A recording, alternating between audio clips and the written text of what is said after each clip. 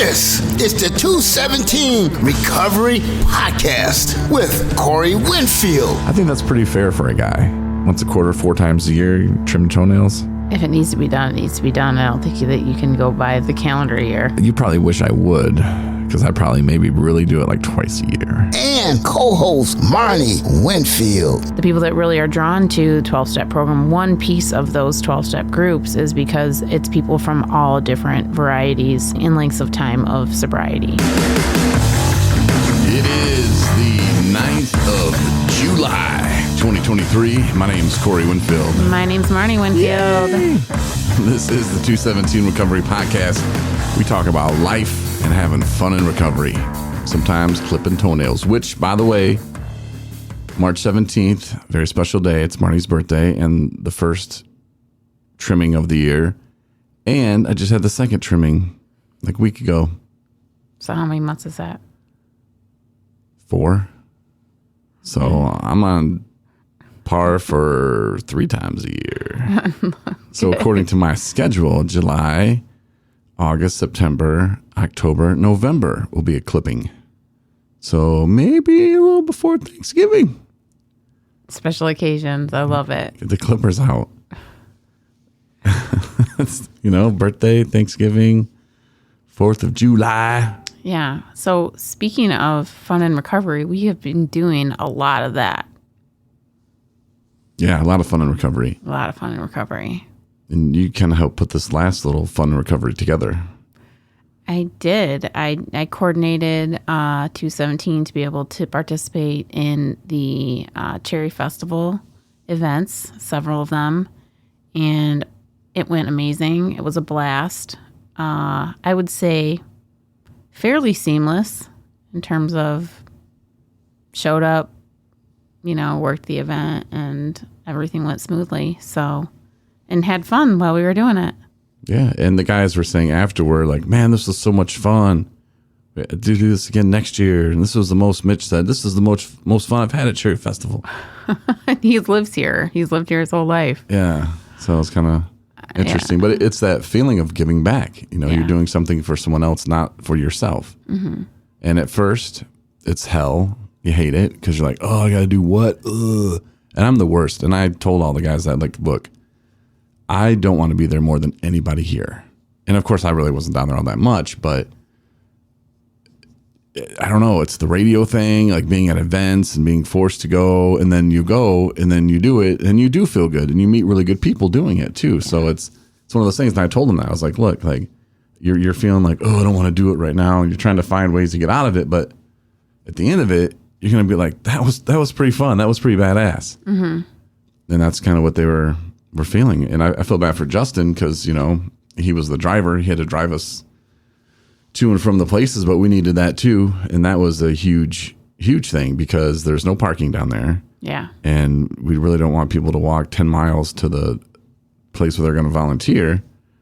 So it was very handy that they had a little spot for people to pull in, like for volunteers where you could drop them off and pull out. So that was, that was pretty nice of them. And it was cool that they allowed us to come down there. Next year, sounds like I have a tent. Yeah. Yeah. Oh, were you? Yeah, you were there when I asked him that, right? Who did you ask? The one guy at the Pepsi tent.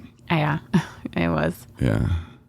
But the thing that I love is that, we get to engage with people that are like, this is their fun. Like, this is fun for them, Mm-hmm. They're out in the community. They're having a great day. These are people at their best moments for the most part, and we get to be a part of that and give back and, interact with the people that we live with here in Traverse City. Oh, and you missed the couple at the end of the night at the Pepsi tent. Yeah. Oh my gosh. Told me. It was such a tearjerker. And I don't even know how much I want to tell. I'll tell a little bit, but a man and a woman came up at the very end and they're like, hey, can we, get something, she's got to take her medicine. And she's like, hey, I got to take it every 3 hours. Otherwise the pain comes, it's too much. And she told me that she had pancreatic cancer and that she chose not to get radiation, not to get chemo, all that. And she's just going to ride it out. And so she's like, she said that she almost didn't even want to come to it, but she doesn't know. That'll probably be the last concert she's ever attended in her life, is what she said, And it's like, oh my gosh.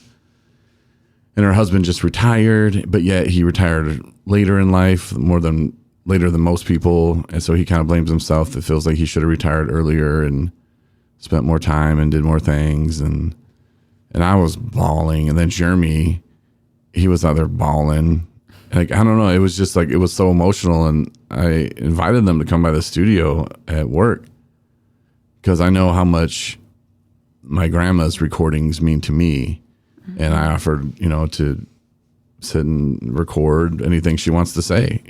She wants to tell her whole life story. I'll record it. I'll sit there every minute. But I probably will leave when she starts talking about other stuff because I'll cry. And then I'll have to be like, can you redo that again? Because I was bawling in the background. And I'm sure they'll take me up on it. And if they don't want to, that's fine too. Some people might think it's weird, but I guarantee you the memories that will be created and they'll last forever. So, or I mean, not forever, but Sure. For a while. Yeah, but it's stuff like that we wouldn't have been able to be around and, like I said, engage with people in our community. And my mom was saying that there was this couple that came up and she, we were saying like, we're going to be watching the concert tonight. And they said, we're going to sit outside the fence like we used to when we didn't have any money. Yeah. I was like, that's adorable, right? I mean, these are probably well-established people now later in life, but that's what they would do when they were first married and had no money is, go to free events or stuff where they could, hear from not in the seats that cost money. Right. I was like, that is so adorable. So pretty cool stuff. Yeah, and Chicago was the band that was playing that night. Yeah. Yeah, I guess. Someone told me Candlebox was there. Like, I was like, how did I miss that? Like, I really don't think they were. I don't know. I didn't keep track of the events other than what we were there for. I wrote on their Facebook page, I was like, yo, Kevin, what's up, bro? You going to be in town? Not even hit me up? Blow me off, dude. Come on, man. No, but we're going to definitely be, and it was like pulling teeth getting people to sign up to do this. I mean, I put it out there for like anybody and everybody to volunteer, but the people that did were like, it was awesome. So hopefully we'll have more people who are interested next year, but we will be there for sure. Yeah. And hopefully we'll have, like I said, a tent. We can, I don't know, do whatever. Yeah. Maybe they can help us make a few dollars. Well, I think we've made the connection and established that relationship with, the volunteer people there. So they know who we are. They know we're dependable. We're going to show up. When we say we're going to show up, we're going to do a good job while we're there. This next year, we're going to hit them up and be like, hey, can we do that again? What? No way. So they're going to say. No, they won't say that. Because they're shocked. They're like, you guys, we're so blessed to have you again. Yeah, we'll see. Yeah. I'm not going to put it in stone. You never know. Right. So we'll see. But yeah, we plan on being there next year. It'll be fun, especially if we have our own tent. People thought they were volunteering already. Whew, wait till next year. I'll just show up, do a podcast, and leave. Just kidding. No, the guys, they all did a great job, though, and I'm proud of them and all the people that volunteered with us, from Nancy Dow to your mother to Ron, taking pictures, Jeremy, Mitch, Adam, Mary, Justin, Mary, Heidi, Jeff, Matt's brother, Matt's mom, Thomas, Mike. Was there a Mike in there somewhere? I don't think there was. Maybe. Mike. Steve. Did we say Jeff? Yes. Did we say Courtney, Stephanie, Jessica? You're just making Teresa, up names now. Michelle. No, it was really awesome, and like I said, it went smoothly, and I'm glad we were there and represented 217 Recovery. Yeah, thanks to everybody. You guys did a great job, and ladies. Yes. Did a great job. Proud of you. That's what it's about, man. Giving back, and that's something that we wanted to do. Of course, I said, hey, we should, teach them how to volunteer. And you're like, okay, we'll sign up to volunteer. And I was like, oh, wait, well, that's not what I meant. But it was exactly what we needed to do. Mm-hmm. And was it hard? Mm-hmm. It was like pulling teeth to get people to do this. And you didn't want to sign up for just one event. You want to sign up for 5. Yeah. We needed 8 people for each event. Mm-hmm. Yep. Yeah. But I mean, it's one of those, this is part of the learning curve of, our whole, organization for 217 to get involved in the community. It's not like we have, even though as many ideas as we have right off the bat, to like have those actually take shape, it takes a minute. It takes a lot of work. It takes a lot of networking. It takes contacting people. It takes getting the go-aheads. It takes filling out the forms. There's all kinds of stuff that goes into it. And so little by little, these things will become a regular thing, and we'll have like a normal schedule of what it is that and we'll have new stuff that we decide we're going to do and come up with, like our disc golf tournament. Yeah, that's coming up on the 22nd. Mm-hmm. It should be fun. Yep. So we got that, and I'm going to organize that, and then we're going to be volunteering weekly at Safe Harbor as well. See, now the disc golf event seems like it could be something that is one of our quarterly events. Yeah, we could do that. So, like, if we wanted to have a disc golf tournament, where we do a tournament and people win stuff, we could do that in the future, or maybe a golf tournament. I don't know. Well, it'd be weather permitting. You couldn't do it quarterly. It could be one of them. I wouldn't do that same event quarterly. I would not do that same event quarterly. I'm just saying we have some quarterly events that we can do. Sure. So that's why I mentioned that. But yeah, I wouldn't no, do it. I like But it that. would be fun in the winter, though. Yeah, says Perfect nobody. weather. Says everybody. Who else is doing one? What? I'm about breaking records here. I did 3 podcasts in one day from 3 locations in northern Michigan. Nobody's ever done that. No, yeah. I'm the first true. ever to broadcast a podcast from the Pepsi tent at the Cherry Festival. Very true. Now, it was very difficult for me to listen to it when I listened back, because we had the mics that you pin on, the lapel mics, which they don't sound too bad. But the fact was, like, Mitch had one on, and he was like helping people on that side of the tent, and I was like walking around on the other side of the tent, so I didn't know when he was talking. He didn't know when I was talking. I thought it was neat though, because it was kind of like real time chaos. It was. Yeah, fun. Yeah, but hey, breaking records, man. That's what I'm about. So if we did a disc golf tournament in the winter, it might be cool. Wow. What? No way. Fuck's sake. Never know. We went and, well, I guess we didn't really. Oh, no, we drove by it today. There's a piece of property that we're like checking out, just because we like wasting people's time. And we drove by, and you were like, because there's a truck in the driveway, and you're like, oh, I hope a single guy lives there. I was like, what? Totally took that totally the wrong way. Totally the wrong way. I mean, what do you do when your wife says that to you? No. So, okay, so we're going there. No, we're tentatively looking, because we're tired of renting. We're tired of renting an apartment. It's a money pit, and I know that the market's not great right now, but we're at least getting out there and looking and seeing what's out there, right? And so we're driving by this property, which is a condo, meaning it's attached right to another residence. And why I said that was, I was thinking, because originally when we were driving, there were like, watch, the people that are living in, be our neighbors will be like a family of 6, and like these crazy children, or obnoxious parent, who knows what. You don't know what you're getting into. I'm like, we should ask to meet whoever it is who's going to be our neighbors before we sign anything, regardless. And why I said that was, I was like, it'd be easy, like, no worries, like, he's doing his thing, you don't care. It was funny, though. Yeah. Real funny. Yeah, we drive up, there's a truck, like I said, in the driveway, and then just hear, oh man, I hope it's a single guy that lives next door. I didn't mean it. I did not mean it like that. I was like, I hope it's a single woman. And you're like, what? No, I didn't. I was like, that's fine. That's I mean, cool I too. just somebody who's just doing their As own long as they're thing. single. Somebody's just doing their own thing. So, Okay. Yeah, just keep me posted. yeah, Pastor Deb gets it. Yeah. Okay. And I noticed, and here's me being all spiritual. I noticed that in the address, it has a 2, it has a 1, it has a 7. It does. I'm like, well, that's our angel pointing us over there. That's my angel anyway. You haven't even seen the inside.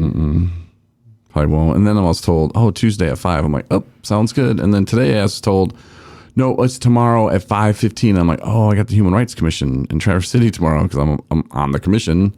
I'm a commissioner. So I have to kind of be there. And I'm like, wait, what? And then I felt stupid. Like, oh, why would I tell you? I'm like, I don't know. And I'm like beating myself up mentally. I'm like, well, the reason why I'm mad is because I made a mistake and I didn't realize. I don't know why, because I've known about this. I've been looking forward to this meeting in particular because there's some people that are coming that are going to say some stuff that I think is really going to open some other people's eyes, you know, so I'm like really excited. Why would I not even think about that? I was like, I don't know. Maybe you asked me when I was putting together a video. I have no idea why I would forget about it, but I'm beating myself up and I'm angry at myself. And then I go to check my phone later and I'm checking through what I got going on this week. And I'm like, okay. And then Tuesday, oh yeah, 5 p.m. looking at house. No. Rewind. I said we have options Monday at 5 or Tuesday between 1:30 and 2:30. Those were our options. And you were like, I don't know what I have going on Monday night. I remember you saying that. And then that was a conversation. So I remember that being Tuesday and you're like, oh, Ryan really wants to meet Tuesday. And I was like, okay. No, I didn't Like, say I have that. nothing going on Tuesday that I can think of. And I even looked at my phone. No, I said he's up for Monday or Tuesday after 1, anytime after 1. And then I looked at my schedule and I said when I was going to be available. And then you'd had no response at all about anything. She wants to go meet the neighbor. Doesn't want to take her husband with her. I get it. Maybe we should play the intimacy game. We could play the intimacy game. So that's where that is. And I'm all like, oh, our angel number. And you're like, oh, I hope they're single. Oh my gosh. It was not even. You're totally reading it the wrong way. But I mean, I don't put it past you. So. Okay. Well, I'm glad that we're married today. And that's all that really matters. That's all we got, right? Yes. Yeah, That's for sure. all we got. And we're really looking forward to starting an art class. Like art, not art class, but an art group. Because art can... You call it recovery expressions. That's what I meant to say. Oh, okay. For the single people. No, we kind of got the idea from, well, you'd been talking about art therapy for a long time and how to incorporate it. And then one of the other RCOs is actually doing something like that. So we're like, we should revisit that idea. And here we are. So yeah, we're that's on the to-do list as well.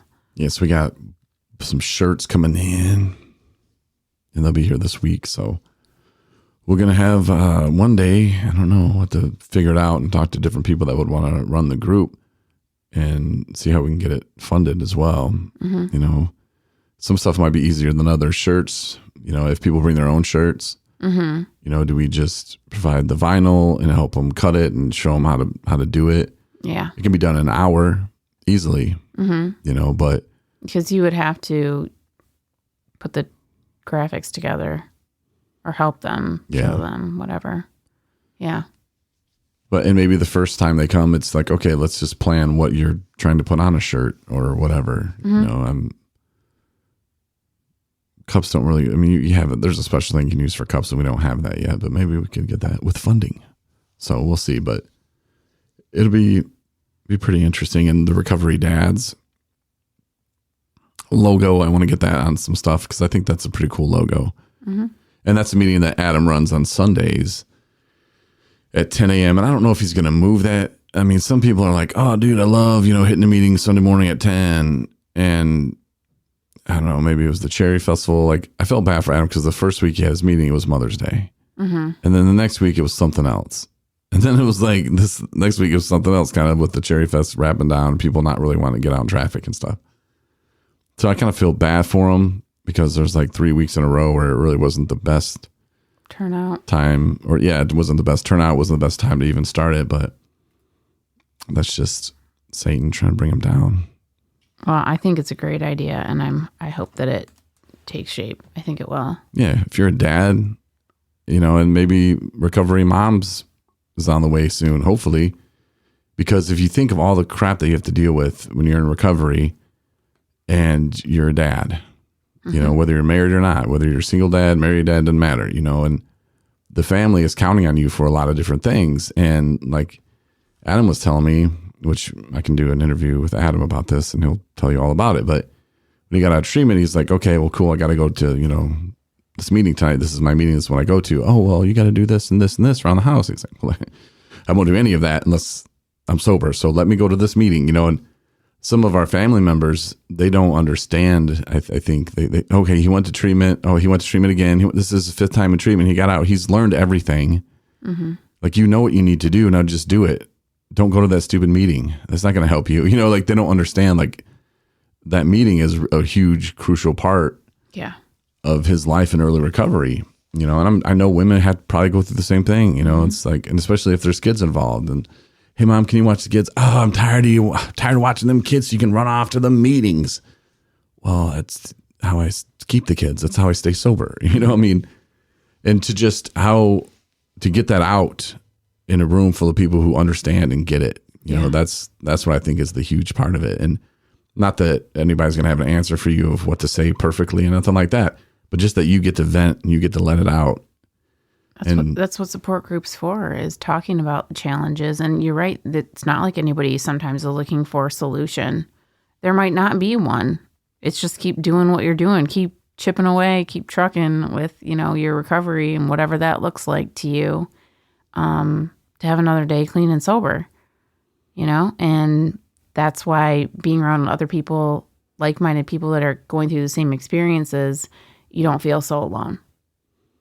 And maybe there'll be someone in there who has the perfect thing that they told their loved one, like, well, I was getting that same stuff and I was told this, and, or maybe that they won't even say that. Maybe they'll say, hey, I was leaving and my mom was giving me grief, or my dad was giving me grief, or my husband was giving me, whoever was giving me grief because I'm coming to this meeting. And I just sat him down and said, look, I have to go to this meeting in order to be here for you later today. Like, this is something that we have to do. And I'm sorry that you're in this situation, but you married me or you've birthed me, or you were there with mom when you made me. And I would like to be around for you later. So just allow me this, and trust me, nobody's in there hooking up. At least I'm not. I'm going there to get some things off my chest and whatever. And once I told them that, it was fine. And it was great. And they understood. And it was wonderful. And someone can hear that and go, So that way, when someone comes at them with the same kind of thing, they can be like, aha, I know how to do this. Yeah. Let me go get my knife. No, just kidding. Don't do that. What? No way. Sorry. Fuck's sake. I keep messing up. What? It's like I was on Facebook. I liked his videos. Yeah. He's funny. He's funny. The what no way guy. Mm-hmm. For Canada. Yeah, he takes different hacks and then he tries them out and see if they work.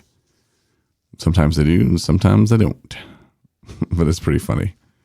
Some of them are pretty clever. Mm-hmm. So I like that. Now it's a drop. So I have a drop, and I don't remember what it is because it's been a while, because we're in the original. Well, not the original, but we're in the, I guess it could be the original studio, because before we didn't have a studio at all. So. Right. And this board is different than it says Mitchell B. But I don't know what it means. Should I hit it? Sure. Bye. Oh, bye.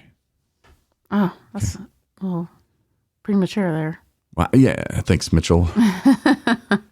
Hi, bye. You didn't even say hi. Now you're saying bye. Yeah. That's the problem of having multiple locations. Oh, It's so sober confusing. people problems. Sober It's people so problems. bad. I'm telling you. I know. Isn't that great? Yeah, I gotta go through and like something that we do with Spreaker is kind of weird, because if you pull us up on like Apple Podcasts, we don't even have a description in there. It's just like whatever the last episode is what it says. I'm like, I was looking at other ones. I'm like, wait a minute, other people have different stuff on here. And then I was looking at, like, I searched recovery, research sober. We don't show up in either of those searches. I'm like, what? No way. Like, we have more podcasts than all these people. But I know they were saying something about, oh, well, the more people that rate your podcast on those platforms. And I'm like, well, some people listen on iHeartRadio. You know, some people listen on Spotify. Some people listen through our app. We have our own app where we post them. Yeah. So I don't know. Rate our app. Rate us in those, whatever. However you listen to us, rate us. Rate us good. So we show up. But I think I'm going to go through and try to change the stuff through the actual iTunes or Apple. I think what I do is just, I don't know what I do. But I'm sure you'll figure it out. Yeah, because it just doesn't make sense that we wouldn't pull up at all. Like, people that haven't done a podcast in 5 years are on there, and I'm like, wait, I only have 3 podcasts. And yeah, that is a little odd. Yeah, I don't know. Get to the bottom of it. Because I want to get to the top. We get to the bottom to get to the top. There you go. And I tell people it's not about how many people that listen in. It's not. But if people are looking for us, you know, or looking for a recovery podcast, I've listened to some of them. Some are all right. Most of them, not my cup of tea. If they're not my cup of tea, that means they're not someone else's cup of tea. And we're not everybody's cup of tea either. Right. For sure. But just to be seen. Yeah. I listened to your Live Right podcast with Help Me Here. Brandy. Yeah. That was good. She's good. I like her. Yeah. You liked it? Yeah. Big old fat head. No, I think it's great. I think she's very brave for doing it on video. I would not be a big fan of that. Yeah. It would give me one more reason to not be able to make time. Because I'd be like, oh, now I need to look decent and not be in my pajamas. Yeah, I'll share that on Facebook or something, even though it only lets me share it with 2 people. But because when you post it, it only shows so many people, however many. Oh, but at least it'll her. be there. So if you're looking for it, if you want to see that interview, it's about a half hour or so. Yeah, it's 35 minutes. Yeah. Yeah, that was fun. It was good. We'll have to have her on the podcast. Yeah. One that you're on. Awesome. Looking forward to it. Cool. And we need new artwork too. Need artwork?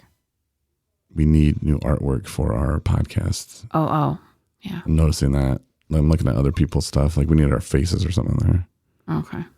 So, and, it's about that time where I started designing the new one for the podcast. I didn't think that ever ended.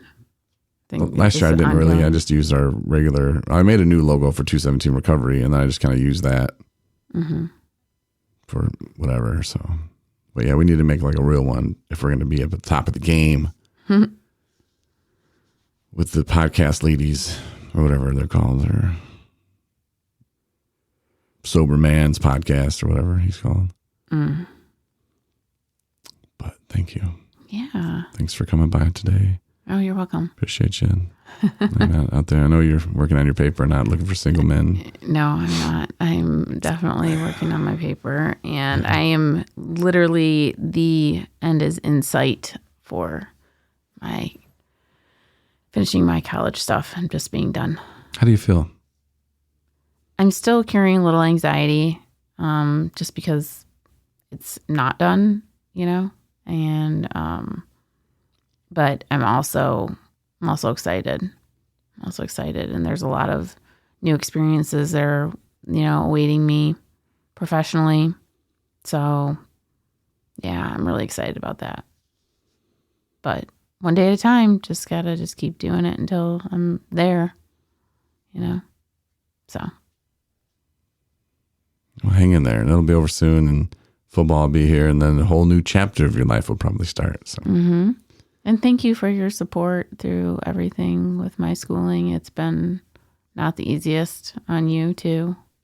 Just want to acknowledge that. Thank you. Oh, well.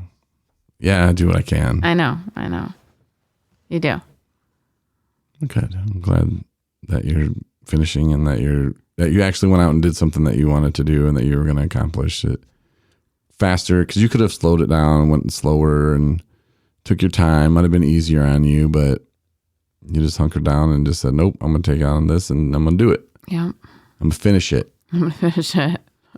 Yep. So that's got to feel great. And how does it feel to know like because sometimes I struggle with this myself. When you know 100% that you're like your mom and dad's favorite child, I mean, isn't it difficult to be around them in the same room and they're like trying to like kiss up and stuff and you just like, I put her through hell. I put him through hell. And I'm still the favorite. Like, stop. Don't you just want to tell him stop? Yeah. I think that being on the other side of my addiction and there's this like obviously appreciation that our parents have for us, and the fact that they stuck with us through some extremely hard times. That's a connection that other siblings can't find with that parent. There's this kind of like vulnerability and trust that wasn't there for a long time, and now it is. And it's like, it makes the relationship so much stronger, and so I don't know if I can't say that I know that I'm the favorite child, but I know that we're for sure. Shaking my head. I definitely have a relationship with both of my parents. It's different. They're different relationships with each of them, but they're a lot more real, in real time, than compared to my siblings. I've never seen him wearing a shirt with your brother's name on it. That's because Or my your brother would sister's never name. make a shirt for him with his name on it. He would.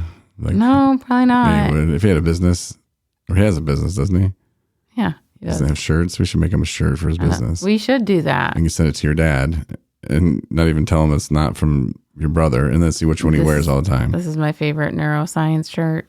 Yeah. I'd be like, Yeah. throw on yours. No, I am extremely proud of my siblings. They've accomplished a lot in their life. They've had their own struggles themselves, independent of, that had nothing to do with substance use. But, I'm not dismissing those, the fact they've gotten through hard times or whatever.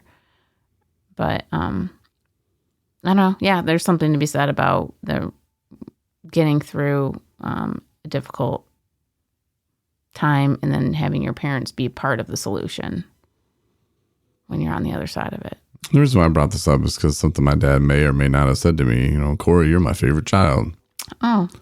And we had that same kind of broken relationship. And if you have been listening to the podcast from the beginning, you probably heard the letter and I wrote the letter and then was worried about the response and this and that. And, it wasn't always good, and I texted him a mean, nasty text telling him he was pretty much a piece of shit, and I was drunk when I did it. I'm not proud of that. I did get some things off my chest. I wish I would have done that a different way. Now that I'm sober, I realize this, but he too would rather move forward and accept that, yeah, sorry if I said some things that hurt you, but not sorry I said them, and that's kind of tough too, to have some, tell somebody like, I'm not sorry I said it because I said it for a reason. And it was on my chest. Wish I would have done it differently, but at the same time, it's like, I'm glad that I'm not glad that I did it, but I'm not sorry that I did it. So, but yeah, to come back from that and to have a relationship now, it just shows you the growth and that we are in recovery. We've learned so much about ourselves. And when we thought we were at the end of the rope and then we realized we weren't, and there was still more pain and more suffering to come, and we still made it through that and still more pain and suffering. And it really helps us look at life different, I think, where we can sometimes, and it takes practice, pause, we can stop and not just react to situations, where we could think them through and realize what we can and can't control. And what we can control is how we act, and our emotions will play a huge factor in that a lot of times. And when we were drinking and using, it really wasn't easy to control those emotions. And it's still not easy, but it's a lot more manageable Mm-hmm. You know, when you can think, no, not my thing, not going to get in it. Or you can just look at somebody, you know, I've had to have conversations with a mom, like, no, I didn't appreciate that or this or that, you know, and she tells me the same thing. Oh, well, I didn't appreciate this or that. And I'm like, okay, well. Well, and part of the healing process of, you know, dealing with our addiction is figuring out these coping mechanisms and different ways to live and different ways to handle problems, right? Opposed to drugs and alcohol. And so we're essentially lucky because we're more mindful and self-aware of us and how we function on a daily basis with like the world than the average human being. Yeah. Right? I mean, we're more like self-aware and what's the word? Intentional about, you know, how we handle things because we know how we handled things in the past didn't work. And so, you know, we really are lucky in that way. And I'm not saying there's not people in recovery that aren't, I mean, a-holes still. There for sure are. But for the most part, you look at life differently. You really do. So for that, I'm grateful. As am I. Amen. Word. All right. Bye. Bye, Mitchell. Now we'll wrap it up. Thanks for listening, though. And yeah, remember to rate us and stuff because I think that helps. But however you're listening, and rate us in the App Store with our app. Get our app and rate us in our app. Yeah. And you can support the show too. 217recovery.com/support. We appreciate you all of your support and how we hear secondhand and third hand how you think we're great. That's awesome. We think you're great too. Yeah. Everybody keep up the good work. Absolutely. And watch all of our videos from Cherry Festival, which are going to be on our website soon, but they're on Facebook. You can see a couple of them now, but by the time you hear this or whenever you listen, there might be 3 or 4. So enjoy. They're super awesome. Win a bunch of free shit from 217 Recovery. Go to the app or the website, 217recovery.com.